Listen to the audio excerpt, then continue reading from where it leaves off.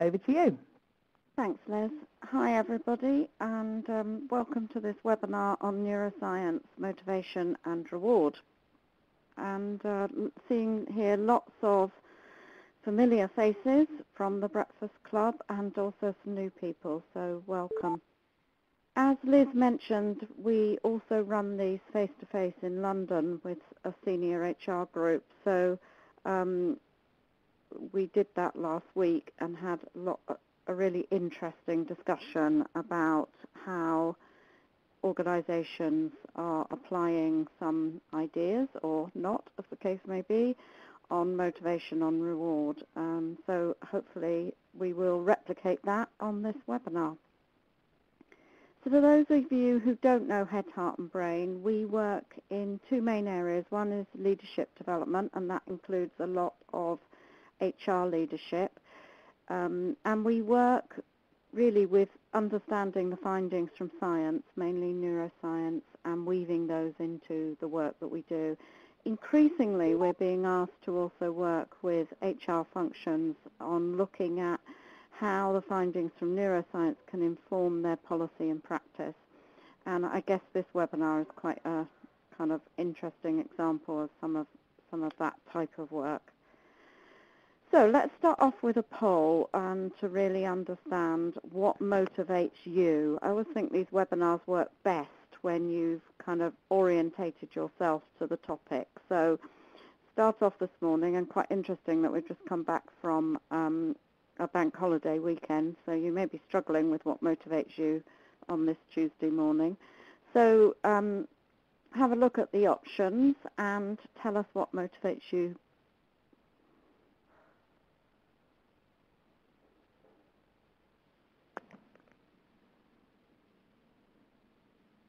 So this is quite interesting. Lots of people saying that it's important to have the big picture and to grow their skills and abilities.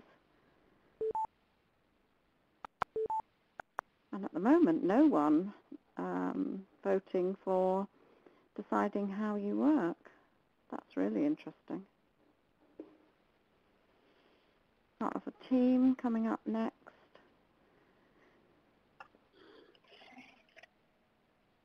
So I think we're just about there. So the most important thing to people on this webinar is seeing the big picture. We're going to contrast this later, so this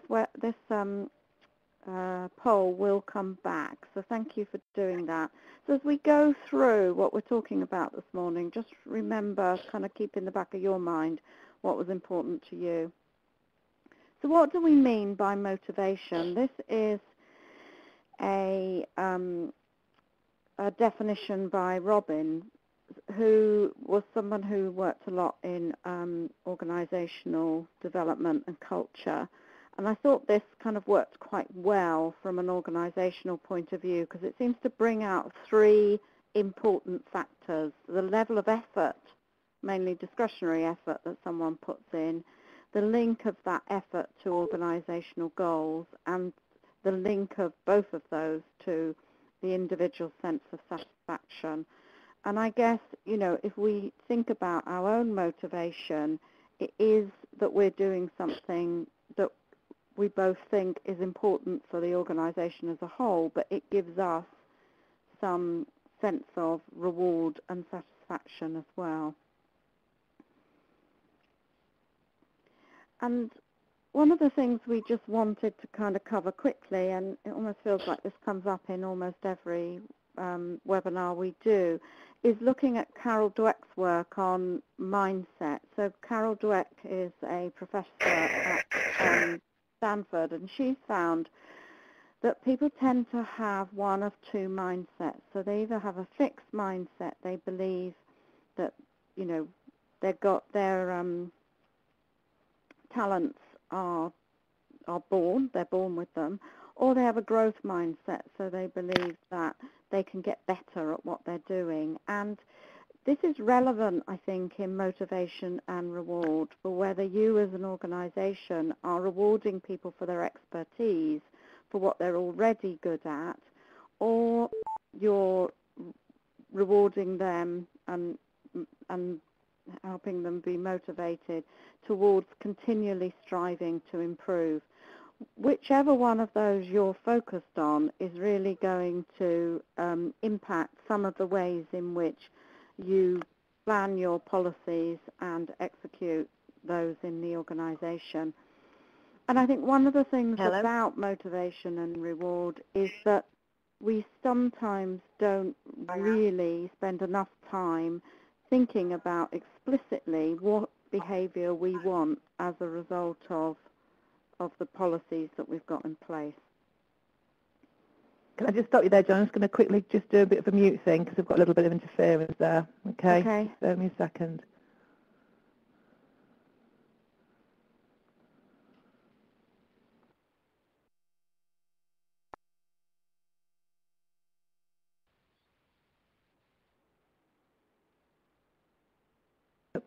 There you go. Sorry about that. My back, thank you. Mm-hmm. So there are many theories of motivation, and these have primarily grown up in the West, really. So most of the people who've created these theories are in Western academic institutions, and they kind of follow, I guess, a pattern of beliefs about what motivates individuals. And as those beliefs have changed in society, so have the types of motivational theory that's come up. So I guess one of the early ones was Maslow's hierarchy of needs. And one of the later ones is Dan Pink's 3 factors of performance and motivation, which he calls autonomy, mastery, and purpose. And I guess the point about these different theories is that they tend to get lodged in different organizations. So it's worth thinking about, in your organization, what implicitly or explicitly are the theories that you cover. So do you believe that people have a hierarchy of needs and that you've got to kind of deal with the lower level needs like a decent work environment and safety before you go on to higher level needs like people kind of having a purpose and connecting with each other? Or are you following one of the other theories, which might be a bit more about, people get what they expect, or it's important to treat people equally? And feel free to pop into the chat box what you think of the theory is the theory that's mainly influencing your reward and motivation in your organization. The thing about these theories, and we've actually, Lindsay, sorry I didn't give you this link, we've actually written an article that covers this webinar, and there's a table in that article that summarizes these different theories. But one of the things about them is that no one of them is predictive of motivational behavior. Different theories seem to link with different aspects of motivation. So some, like equity, impacting more on things like attendance and productivity, and the different needs theories, influencing some people more than others. So it's worth understanding what might be kind of driving your policies and whether indeed that is the right theory for what you're trying to achieve in your organization. So what's neuroscience got to add about all of this? So we looked at some of the neuroscience research, and I guess it falls into 2 big chunks. The first is, let's do a poll on what motivates people in your organization. Sorry, I forgot this was here. So similar to what we asked you, what motivates you, so this is about what is your company using to motivate people. So if we can just vote for this for a moment. So is it about giving people a clear purpose? Is it about providing clear financial rewards that are better than other organizations, which seems to be 100% at the moment? Helping people acquire new skills, giving them some autonomy in the way they do their job, or creating a culture where people support each other.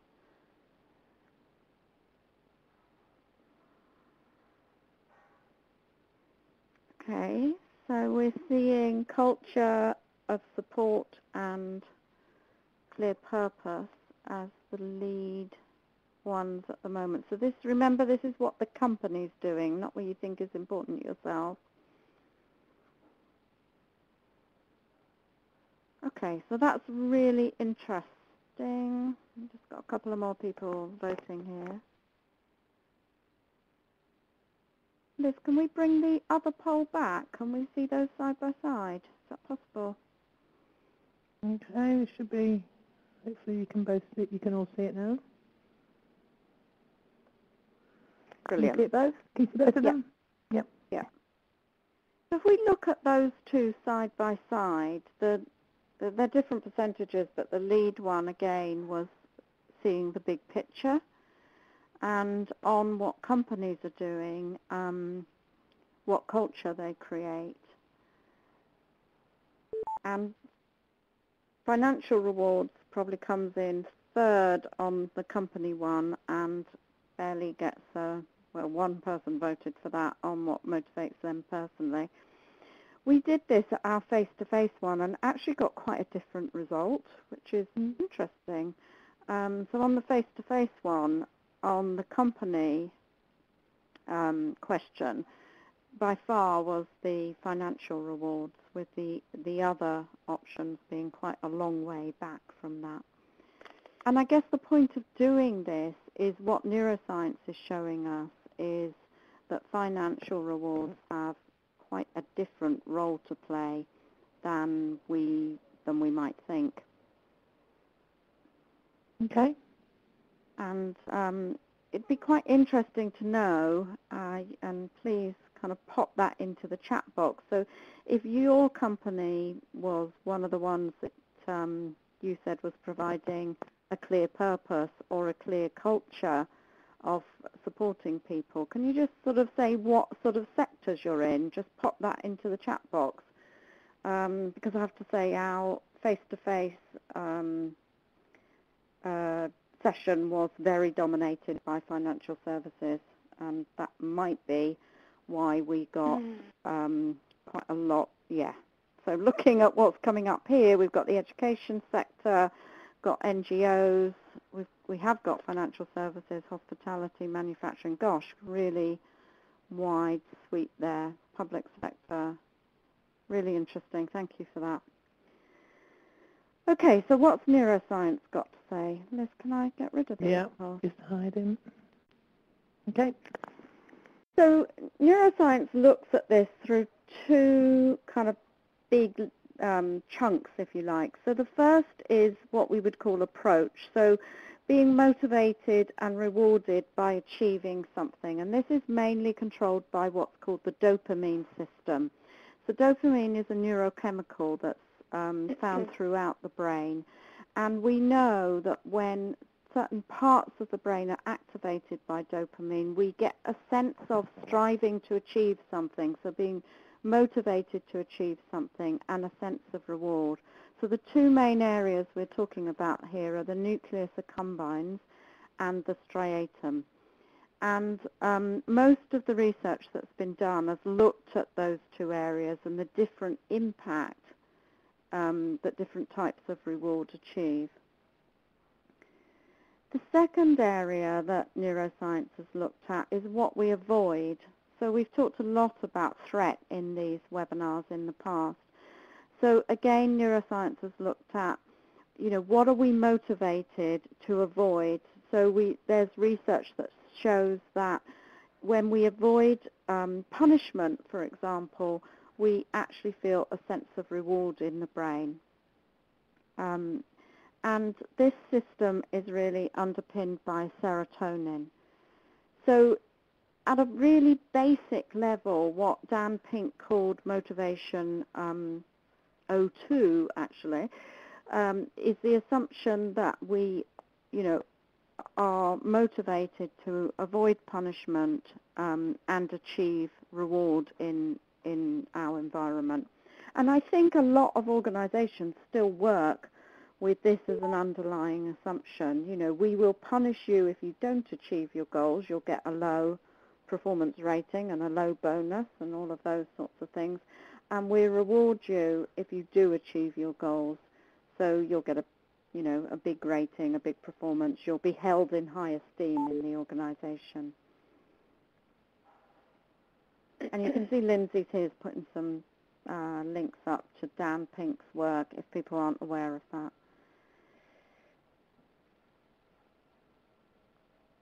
So a few questions to think about. So what role does money play in motivation in your organizations? And looking at the poll, probably not quite as much as some of what we saw last week. And if there were no financial rewards, you know, what would you be using? How stuck would you be? So the other thing that neuroscience has looked at is the role of different types of needs. And so we know we move away from threat and towards, and find moving towards achieving rewards as a positive. But what about the role of money, social connection, power, etc.? So we looked at some of the research that's been done here, and I think this links really to Dan Pink's sense of purpose and connection with others. So what we found in the research is that we get a sense of reward when we are deemed to be recognized by other people, particularly if we're placed high in the social hierarchy. That gives us a sense of reward. And some of the research here, some by a guy called Saki, looked at, well, what happens when we agree or disagree with other people? So he did some research where he asked people to rate whether they liked different types of food, and then showed the ratings of their peers for the same types of food while scanning them. And what he found was when people agreed with those ratings, there was an activation of the reward networks in the brain, and when they disagreed, that there was a sense of threat in the brain. And what he also found was after they came out of the scanner, the people who hadn't agreed, so whose ratings were different from their peers, made much more effort to try and connect with those people, you know, face to face, and to be liked by them. Some similar research carried out by a British neuroscientist called Dean Mobbs, where he invented almost like a game show where he got people to understand a bit about each other, so how similar or different they were based on kind of their beliefs, their politics, their personal preferences for films and music and so on. And then as they were playing a guessing game in the scanner, he looked at what was going on in the reward system in their brain, and he found that when people were winning in the guessing game and were similar to the people whose brain was being scanned, the reward system in the brain activated. So when people who are similar to us gain, we get a sense of reward. And I guess it's interesting to think about how much we use that in business, whether we actually use that sense of connection with each other and the sense of feeling good about other people who achieve positive things. And then there's also been quite a lot of research looking at what happens in a group when money is also involved. So we know that money activates the reward networks in the brain. It is seen as a positive reward. But when we compare that with connection to other people, it becomes quite interesting, because in most of the research that's been done, if we compare getting money at the expense of people who we think of as our peer group, then there is no reward activation. And when that money is unfairly distributed, we even see a sense of threat. So whilst money is motivating, it's not as motivating as being connected with people that we feel are like us or important to us.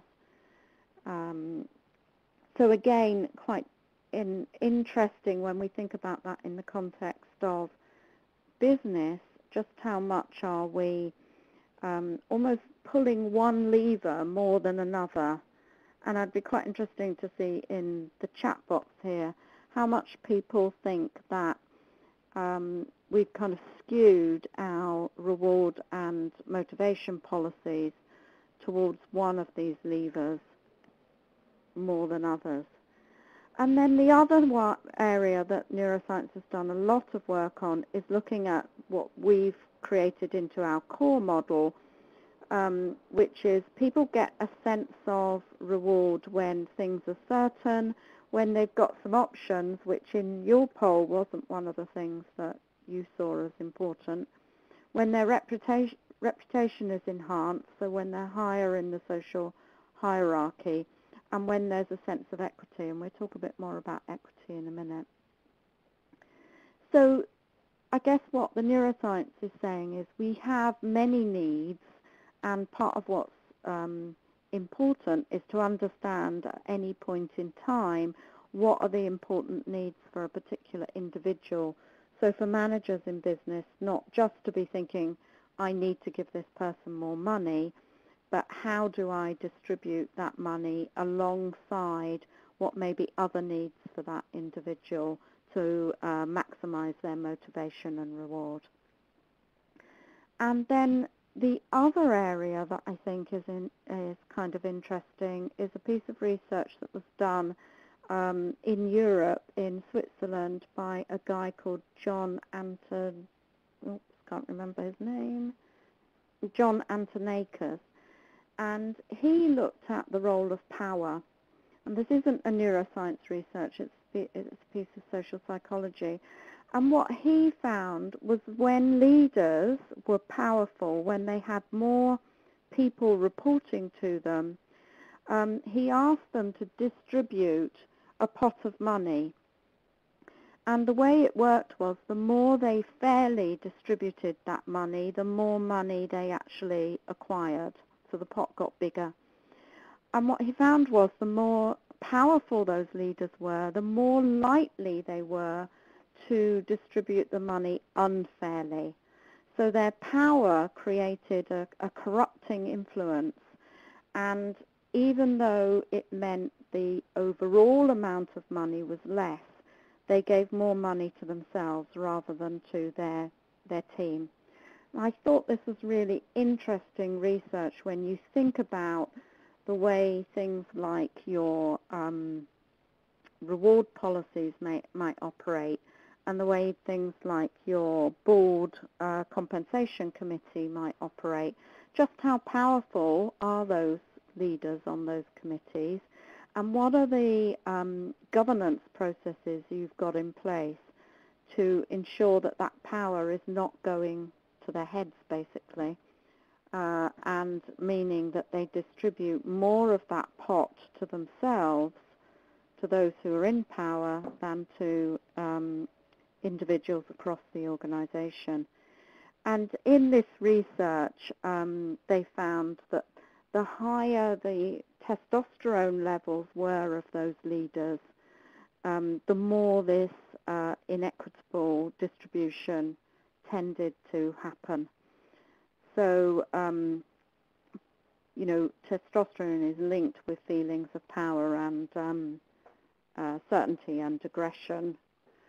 So the more powerful people feel, the more likely you are to get this impact. I'm really interested to see what people think about some of that research. And there's a link there. There's quite an interesting little video that he's done on it, on his research.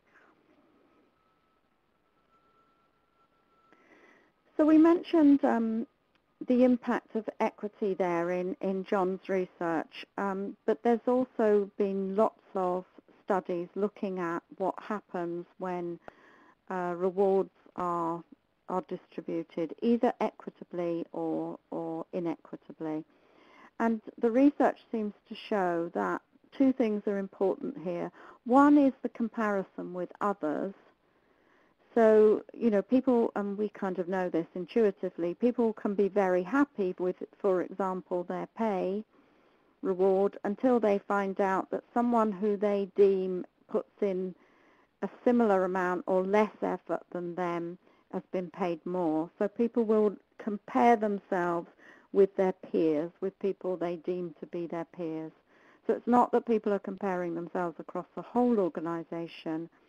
They're comparing themselves with people who they identify with, a bit like the Dean Mobbs research.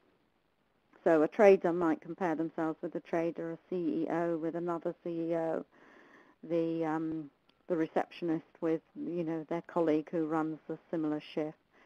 So the research will say just you can undermine everything you do by unfairly distributing rewards based on the equality of effort people have put in, but you can also undermine the social connection of people if rewards are unfairly distributed. So equity really important in terms of making sure that people feel both that they've got equal reward for their effort, but also that across the whole group rewards are fairly distributed. And some other research also found that when rewards are unfairly distributed, but then people are able to put that right, we get a sense of reward in the brain. So any comments in the boxes on this? Please feel free to comment if you agree, disagree with some of this research.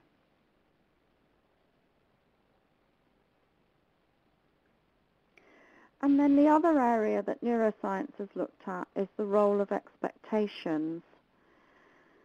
So I know when I worked in the city, expectations were something we managed all the time. So we tended to pay bonuses around March time, but June of the previous year we started managing people's expectations, and you'd see suddenly, what have been 2 good quarters for the year. The third quarter was inevitably one where the results, we started telling people that they were not quite as brilliant as we'd hoped they would be. So to begin to get people's expectations down about how much was going into the bonus pool. I'm sure that doesn't happen now. So the expectations are governed again by the dopamine system. So what tends to happen is dopamine drives us to do something. So when we expect a good result, we expect a good bonus, for example, we get more dopamine being released into the system. And if those expectations aren't met, then we get that horrible sense of not feeling good. So we feel bad about what's happened. And this sets up a potential downward spiral. So we lessen, in a positive way, we might lessen our expectations and, pull back what we expect so that we don't feel quite so bad. In an upward spiral, if we get our expectations right, we feel good, we get a reward sense in the brain from the dopamine, and that motivates us to continue that behavior. So again, whatever your actual sort of rewards that you're giving people or the mechanisms you're using to motivate people, if we're not also managing what people expect to happen, then that can undermine the actual value that you're getting from your policies and practices. And this was one area I think that sort of Dan Pink was trying to cover in what he calls his motivation 3.0, in that he was trying to say, we need to help work with the dopamine system to manage expectations in organizations. And one of the things he recommends in his book is that we give people unexpected rewards. So when we get an unexpected reward, we get an extra shot of that dopamine system through the brain and making us feel good. So I don't know how many organizations here use things like spot rewards or unexpected bonuses or thank yous for things that have been done exceptionally, but those are the sorts of ways that that sort of practice can play out in business. So any comments? I keep seeing that people are typing, but I'm not seeing the questions come up. They might just have their cursor in the box. Sorry? They might just have their cursor in the box and then take their cursor out. Oh, here we go, Abigail. So, there's one, Jan, from Abigail. Okay, Abigail, thank you. How does an unexpected reward lead to discretionary effort? I think in this case, it's not about discretionary effort it's about that shot of dopamine, which will motivate people to continue that behavior. So you want to give your discretionary reward for things that you want to see to continue to happen in the future. So it's almost kind of, in inverted commas, training people to continue doing the good stuff they have been doing. So let's see what a summary of what we've talked about here, and that might prompt some other questions from you. So motivation is complex. No one theory really tells us, what's the best thing to do. Managers need to consider what will be rewarding at an individual level in a particular time and context, and that may vary. Many needs are motivating. So money is motivating, but so is social connection. And social connection will usually trump money in terms of rewards for individuals. As a policy, reward, it makes sense to reward some of the primary needs so that people are safe, that they can exercise social connection in the organization. And we know that if people's goals are frustrated, that creates a threat response. Managing expectations is important, or it can undermine any reward policies that you may have. And equally, if rewards are inequitably distributed, that can undermine any reward and motivation policies you may have. But it can also enhance those if you can get the equitable distribution of your rewards. And then I guess, if you wanted to simplify this down to two messages, it would be help your managers avoid creating threat, as it shuts down productivity and motivation, and it's really hard to regain that, and maximize positive rewards like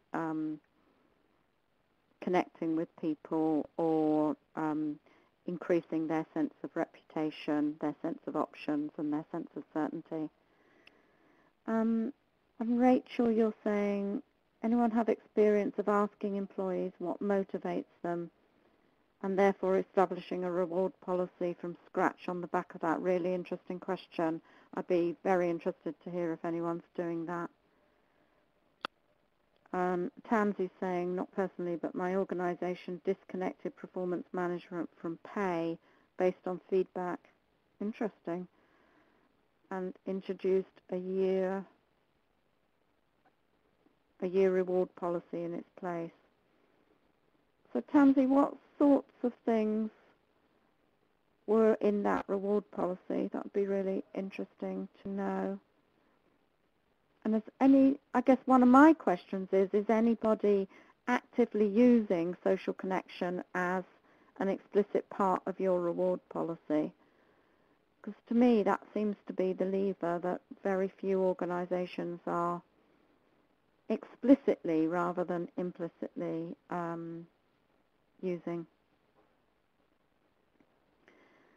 So I think some things to kind of think about as you go off the webinar might be, you know, do you need to simplify the complexities of motivation and reward for managers so they can think about it in a simple way? And what findings are most useful to your organization from what we've talked about? And then how can you educate the decision makers? And maybe how can you make sure you've got the right governance in so power isn't corrupting? Vivian, you're asking, can I elaborate on social connection? So social connection is that feeling you get when you are working with, for example, a team of people and you're all pulling together. So what you're doing may be very difficult, but it makes you feel good to be working with them. It's also the feeling we get when people do something for us, when they help us or support us in our work or anything else for that matter.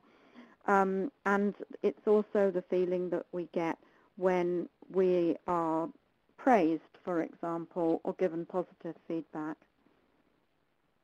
So David is saying here, we've just launched a pay compliment to create social connection. That's really interesting. So that's actually giving people praise, I guess, and thank yous. We worked with one big retailer who had a thank you wall.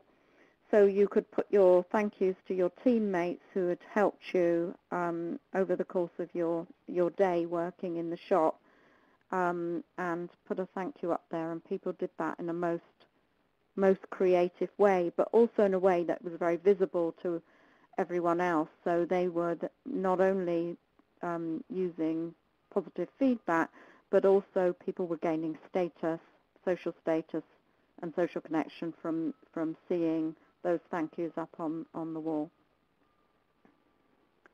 Thanks. We do have this set up. So we've got people here setting up work streams to look at good forms of connection. That's also interesting that people are beginning to do this. Okay, we've got about 3 or 4 minutes, so we'll just keep looking at some of your questions and comments here, which are good to see. So as some of you may know, we've written 2 books. One is called Brain Savvy HR, where we cover different HR policies and practices and what neuroscience has got to say. And the other is Brain Savvy Leading, which is much more of a kind of a book you can keep on your desk that's got ideas and tips and tools in it linked to the neuroscience. As I mentioned, there's also an article on our website summarizing this talk, and it's also got the links to all of the neuroscience research that we've mentioned during this talk. So in the last couple of minutes, any other comments or questions from people? So I think it's interesting that we're beginning to see people set things up to tap into social connection, and particularly praise and thank yous, which is, if you think about it, an incredibly easy thing to do, but one that, of course, we just get out of the habit of doing, and probably underuse as a reward policy. I can see we've got loads of people typing now, so we'll probably get masses of questions in the last minute. What I will say is Liz downloads for me all your questions, so if there are things that I don't manage to answer in the next 2 minutes or to comment on, we'll try and come back to you if we've got the same questions coming up.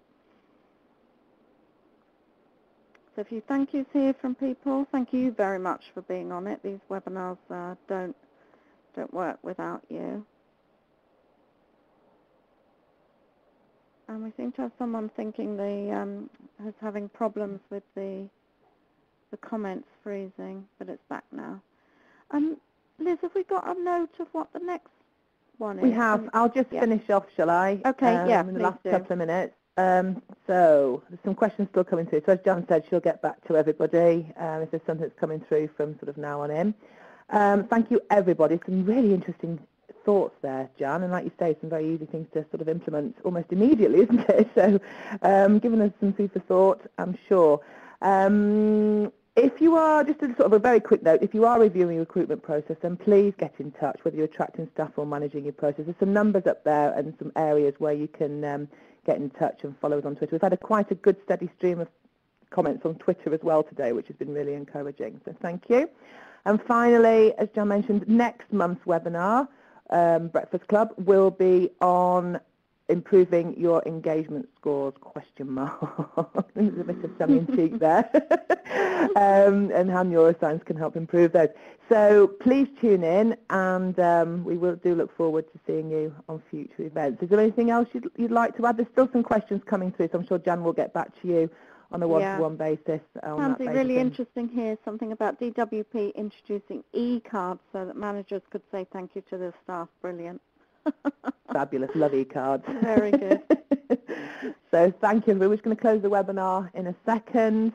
And like I say, by the end of the week, you will get all the recording and all the links coming through to you on email. Yeah, and you can send the link to the webinar on to any colleagues who weren't able to make this. So thank you, everyone, and have a good Tuesday. Thank you. Thank you, everybody.